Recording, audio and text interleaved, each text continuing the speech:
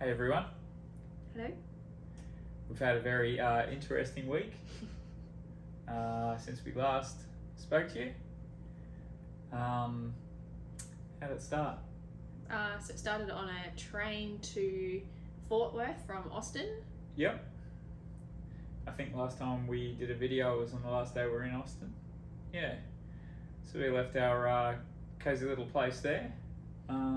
Yeah, we got there just in time. We didn't want to be too early for the train, but also didn't want to be cutting it too fine with, stressing out that we're going to miss the train. Got there within 15 minutes of the train, supposedly arriving, only to find out that it was going to be delayed by another 2 hours. So we had all of our bags. Just one of those things. We just can't seem to get it right with planes and trains and buses. But anyway. And the amount of luggage we got. Yeah. So we finally That's okay. did make it to Fort Worth on the train. Got in the late afternoon. Had to do a bit of shuffling around to get get an Uber to pick up a car and get bags, and then find the accommodation. And finding where we were staying. We were planning to stay with a lovely family who'd offered to put us up for a few nights. Punched in the address into the GPS, and it sent us to the same address but a different zip code. So it took us longer than it should have to get to. So first of all, we turned up to this place, and it was tidy, but it was a very small place, and we just thought, I just can't imagine two families could live here, it being pretty small. But we were happy to go there anyway.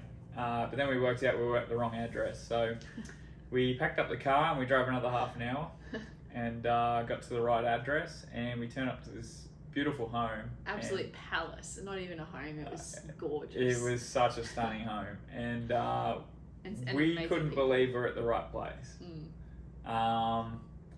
So we went and knocked on the door, and Imelda and Jaime answered, and they're the most beautiful people we've met since we've been here. Yeah, just so welcoming, and just had thought of every little detail to make our stay nice.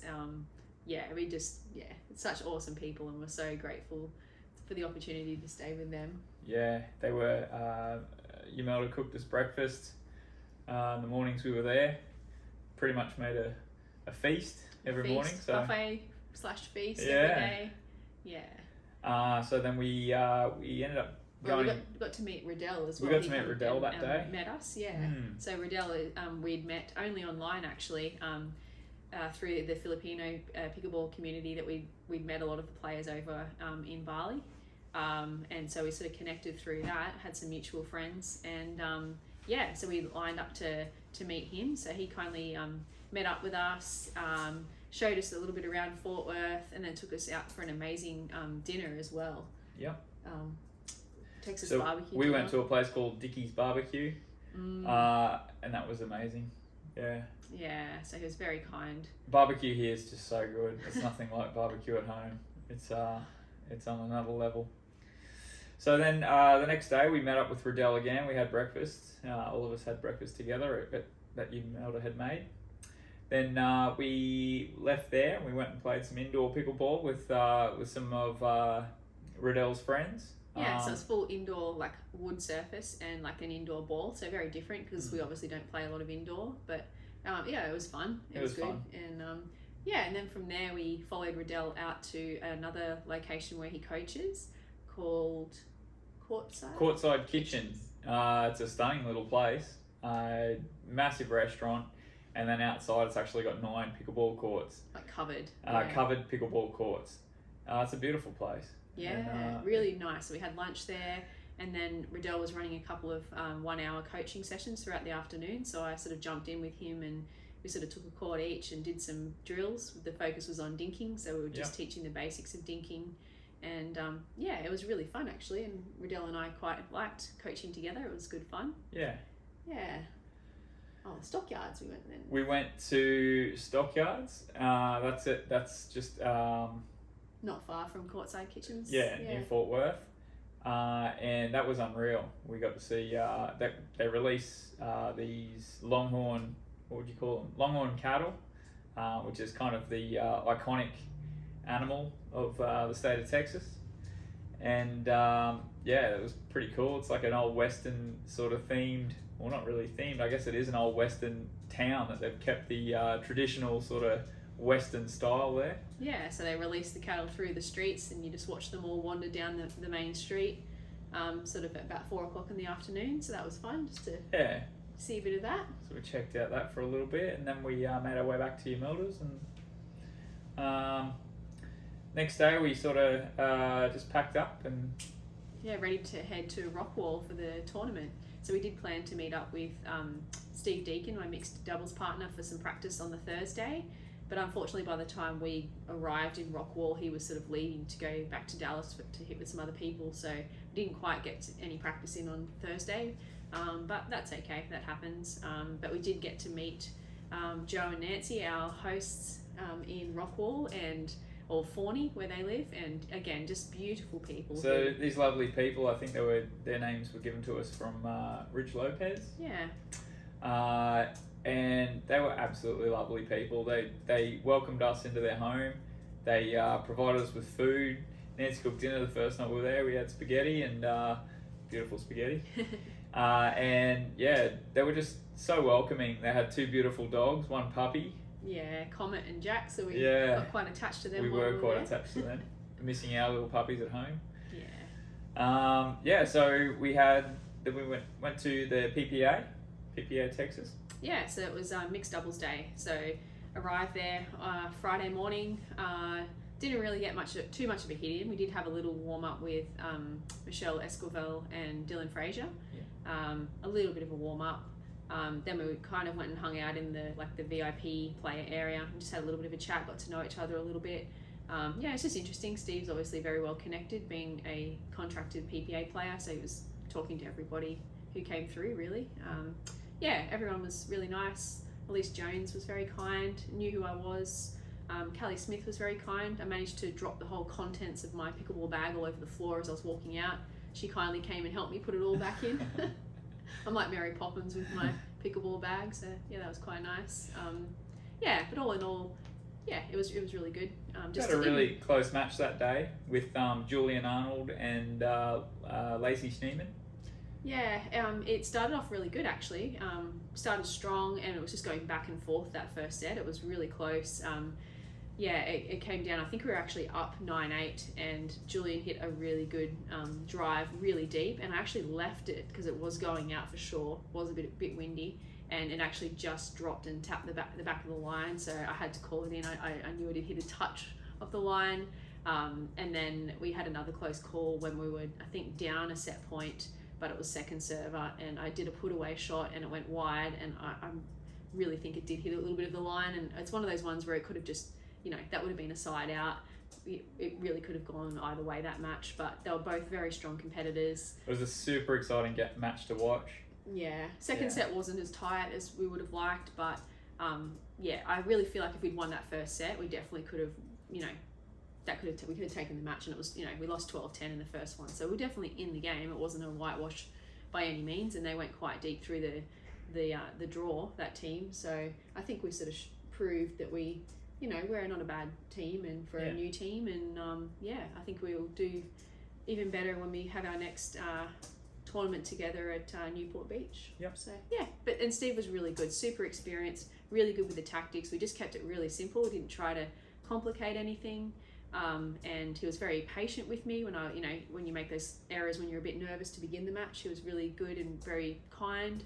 And then when we played our backdraw match against Etta Wright and Travis Rettenmeyer, again, we just had a good solid plan.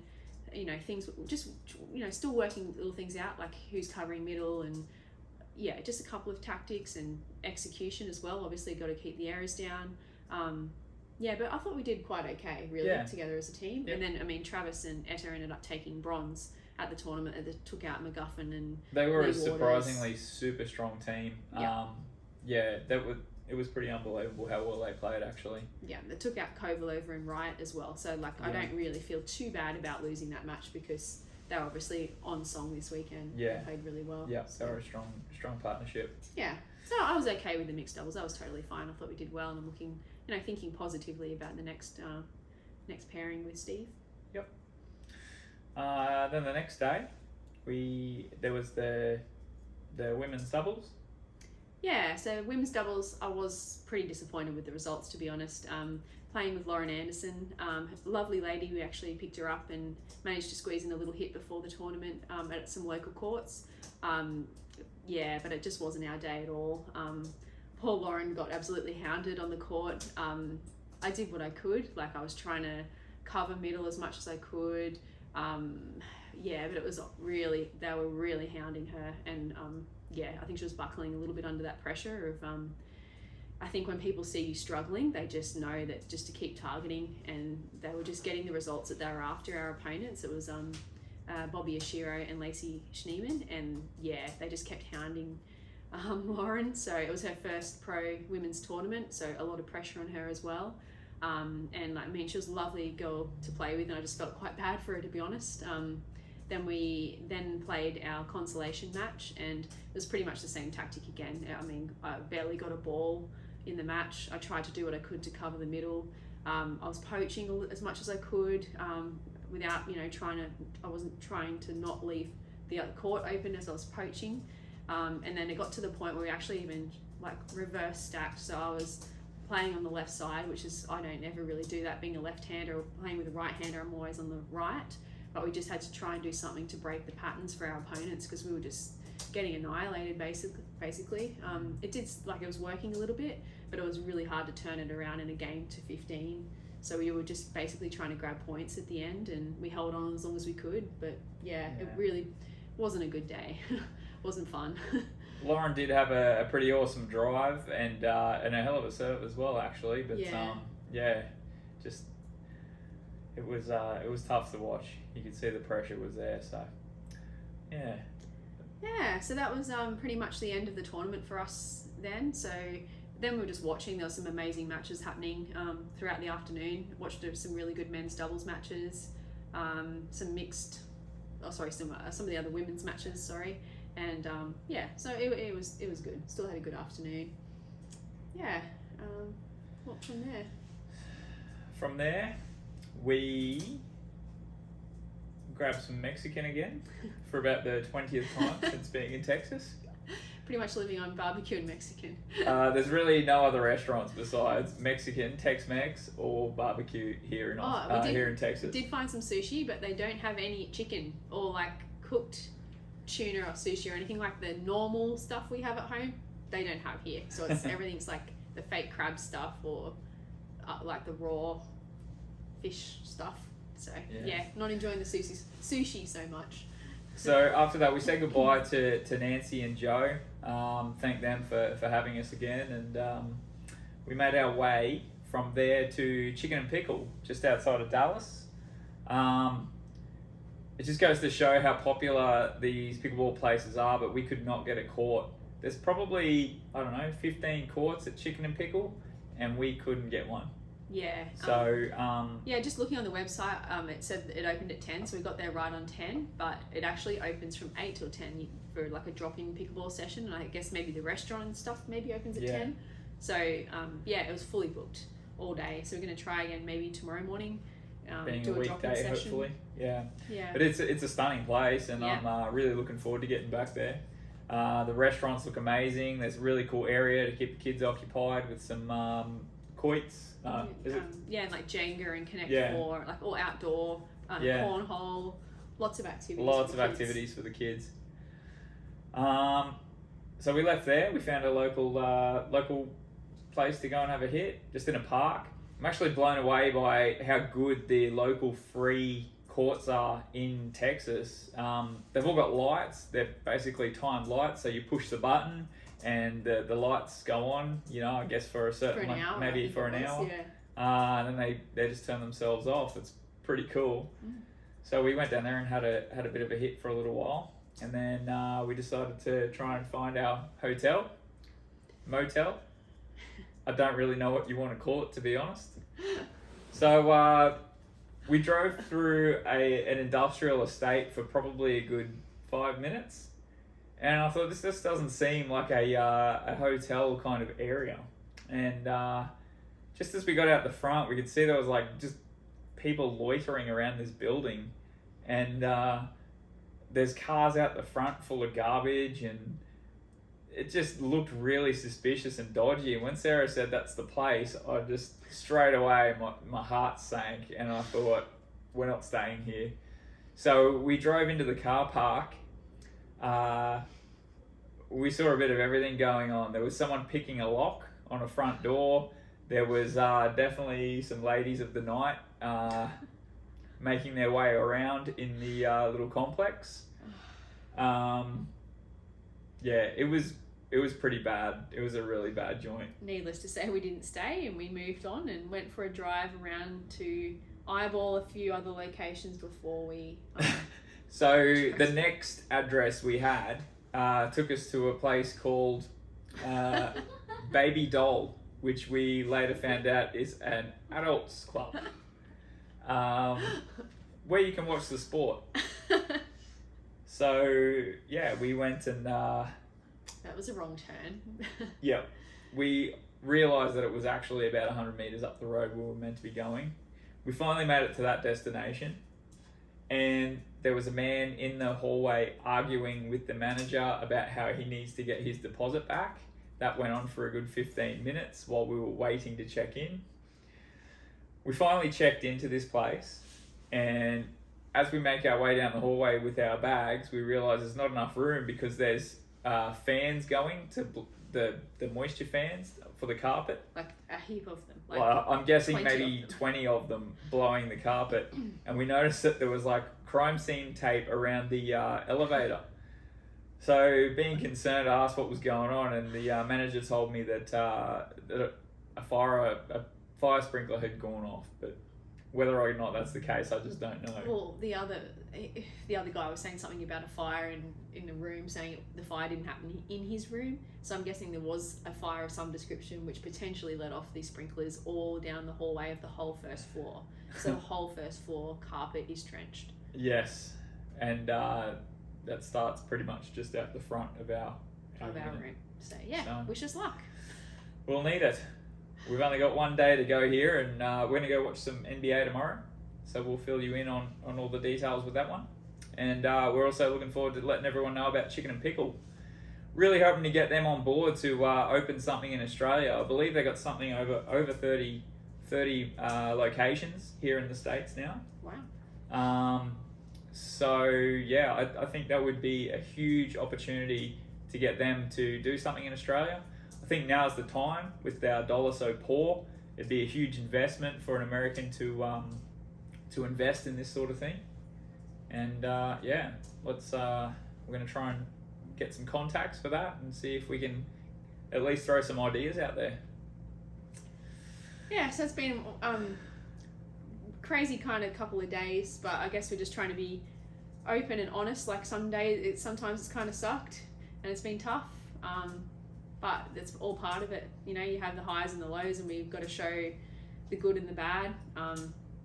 You know, you have your days where you wonder, are you doing the right thing being here? And then you have the good days which remind you why you are here. So I guess we just want to show the whole story and not sugarcoat it. You know, There's been some tough times this week. Yep. But we're still here, we're still laughing, and we can joke about the crazy stuff that's happened this week and just look forward to the next week, I guess. Yeah, that's about it. Well, hopefully our next video is a very cheerful one, and we'll let you know about the rest of our adventures soon. Thanks, everyone. Toodaloo.